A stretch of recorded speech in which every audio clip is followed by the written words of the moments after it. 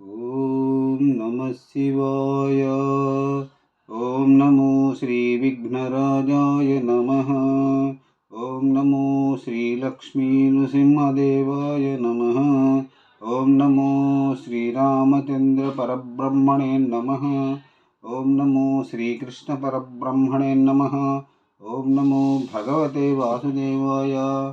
ఓం నమో శ్రీ వెంకటేశాయ నమః. నమస్కారం. ఈరోజు 2026 సంవత్సరం ఆగస్టు నెల 1వ తేదీ, శ్రీ పరాభవనామ సంవత్సరం, దక్షిణాయనం, గ్రీష్మ ఋతువు, ఆషాఢ బహుళ తదియ స్థిరవాసరే, శనివారం. ఇప్పుడు లండన్ మహానగరంలో సమయం మధ్యాహ్నం 12:58 అయింది. భక్తుని నోట భాస్కర శతక పద్యములు పాడుకుంటున్న పరంపరలో భాగంగా ఈరోజు సంఖ్య 007 అనగా 7వ రోజు. శ్రీ భాస్కర శతక పద్యములను ఈరోజు 19, 20, 21 ఈ పద్యములను పాడుకొని వాటి తాత్పర్యములను తెలుసుకొని ఆనందిద్దాం. ఈ భాస్కర శతక పద్యములు జనబాహుళ్యంలో నీతి చంద్రికలుగా వెలుగొందుతున్నాయి. ఇప్పుడు 19వ పద్యం. ఎట్టుగా బాటుబడ్డ నొక ఇంచుక ప్రాప్తములేక వస్తువుల్ పట్టుబడంగ నేరవుని బద్ధి సుధావళి గూడి రాక్షసుల్ గట్టు పెకల్చి పాల్కడలి గవము చేసి మధించిరెంతయున్ వెట్టియుగాక ఏమనుభవించిరి వారమృతంబు భాస్కరా.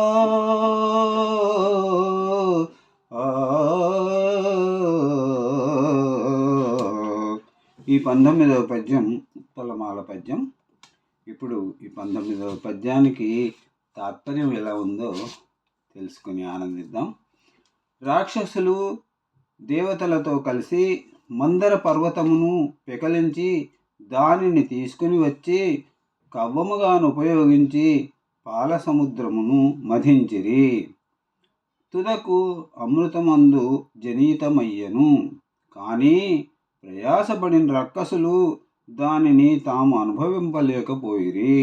కావున ఎవరెంత కష్టపడినను వారికి అదృష్టము లేనిచో తాము ఆశించిన ఫలమును పొందలేరు సుమా. ఇప్పుడు చంపకమాల 20వ పద్యం.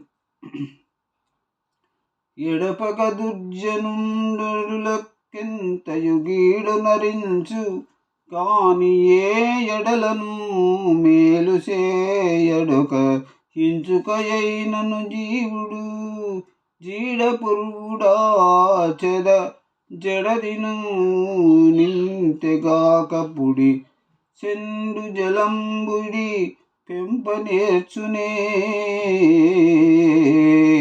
పొడవగుచున్న పుష్పఫల భూరుహమెక్కటినైన భాస్కరా.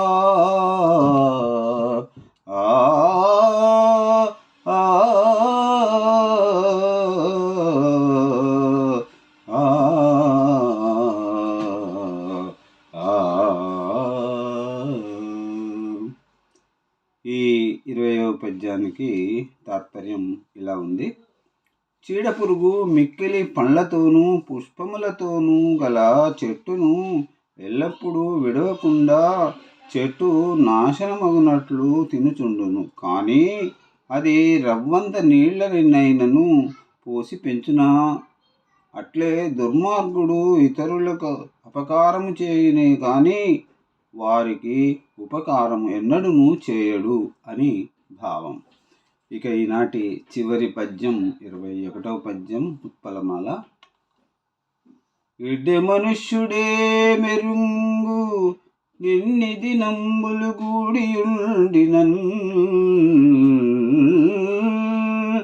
తొడ్డ గుణార్జునందుగల తోరపు వర్తనలెల్ల ప్రజ్ఞ నేర్పడ వివేకి రీతి రుచి పాకము నాలుకకే రంగునే, నాలుకగా కెరుంగునే తెడ్డది కూరలో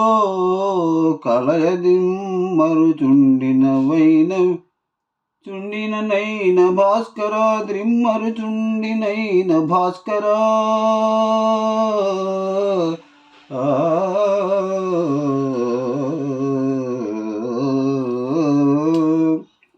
మరి ఈ చివరి పద్యానికి తాత్పర్యం ఇట్లా ఉన్నది.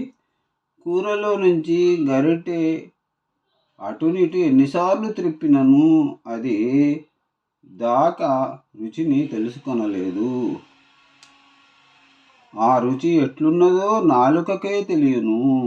అట్లే యొక్క గుణవంతుని వద్ద అవివేకి యొక్కడు ఎన్ని దినములు కలిసి ఉండినను అతని గొప్ప గుణమును ప్రవర్తనమును తెలుసుకొనలేడు సుమా.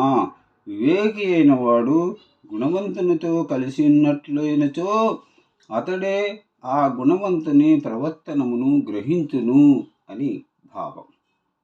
మరలా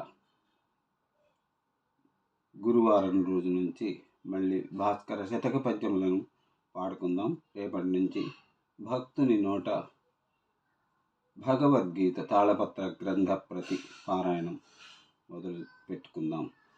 ఓం నమో శ్రీకృష్ణం వందే జగద్గురుం. సర్వే జనా సుఖినో భవంతు. అందరూ బాగుండాలి, అందులో అందరూ ఉండాలి. నమస్కారం. సెలవు.